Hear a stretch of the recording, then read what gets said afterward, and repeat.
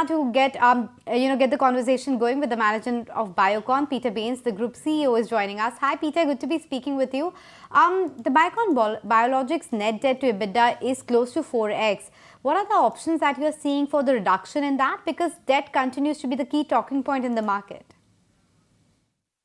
So let me address that question from the top. Clearly, the management of debt and the leverage levels is an area of focus for the group and, of course, for Biocon Biologics.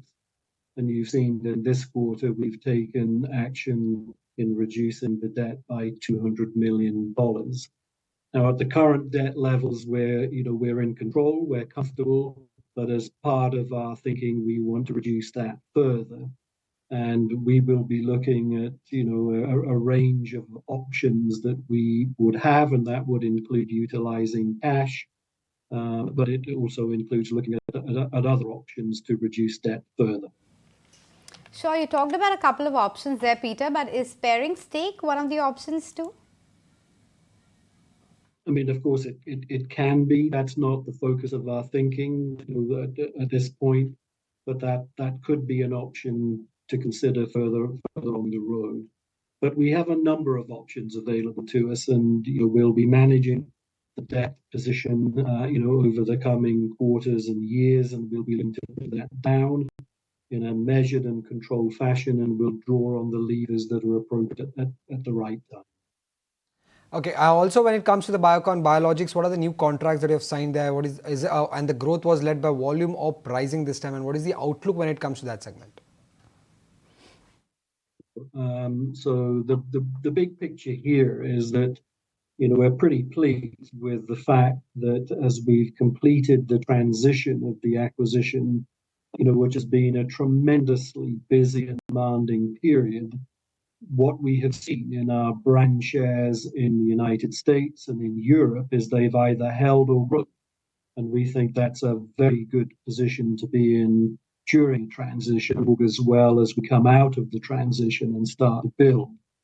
So we've seen existing products grow in market share in existing markets, and we've seen existing products being introduced into new markets that will, create opportunities for growth, particularly in Europe and in the emerging markets where we've seen some quite dynamic traction with the brands. Price is clearly one of the elements in the mix here. And, price is in many ways a function of competition, and competition is pretty fierce out there. But we've demonstrated already, I think, an ability to defend our shares and to grow our shares. And, we will, I think now that we have the operations more in our control, we'll be looking to strengthen that as we move forward. Clearly, as we've mentioned, new products that have been registered in new markets present an additional layer of the growth that we'll be looking for in the coming quarters. And then beyond that, and of course, subject to regulatory clearances, we'd be looking at another lever of growth through Aspart and bevacizumab in the United States. Okay, when it comes to the generic segment, your earlier guidance given for the revenue growth was around high single digit. Are you maintaining that guidance, or there's any change for the FY24 guidance? No, I don't think there's any change on the guidance. Clearly the business is a mixed business. It's a blend of an API business, where we see, price competition that leads into offtake, creating degrees of lumpiness, but that's been a consistent feature of that part of the business for a long time.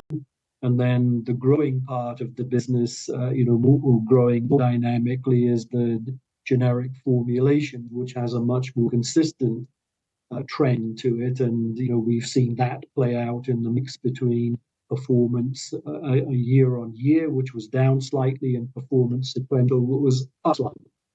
When we don't see that fundamentally changing and the guidance isn't going to change, I think high single digit is the right guidance for this fiscal.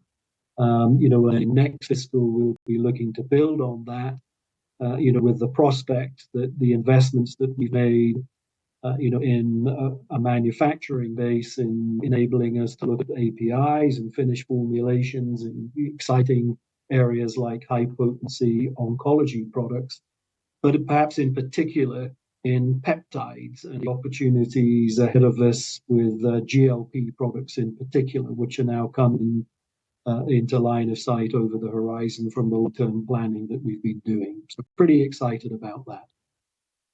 Sure. And Peter, what's the progress on resolving the US FDA issues at Malaysia and Bangalore? We hope so. We've had very, I think, constructive dialogue with the agency. We're in dialogue with them.